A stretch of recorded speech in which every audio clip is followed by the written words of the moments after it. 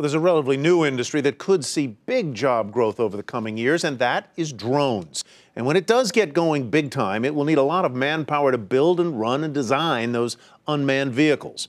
Mary Thompson reports from Daytona Beach with the latest installment of our series, Where the Jobs Are.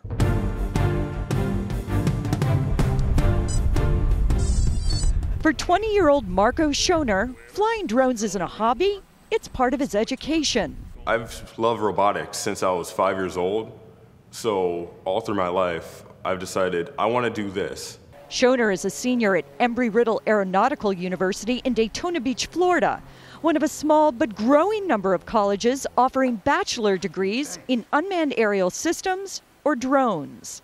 We started only 3 years ago with about 11 students, and that has grown to about 230 students. Professor Alex Marat says the school launched the program anticipating growing demand for engineers to build and operators to run drones. Why? By September, the FAA will propose rules allowing drones to be used commercially in fields like agriculture, movie making, security, and maybe even delivery services. Some people think that the commercial market for unmanned aircraft systems could be much bigger than the military market. Steve Gitlin is a vice president of AeroVironment, a maker of small drones sold mostly to the military. The firm's bracing for a pickup in demand and is hiring 100 workers this fiscal year to meet it. Once drones are okayed for commercial use, the National Association of Unmanned Vehicle Systems International estimates the industry here in the U.S. could grow to over $13 billion in the first 3 years and rise to over $82 billion by 2025, adding over 103,000 new jobs along the way.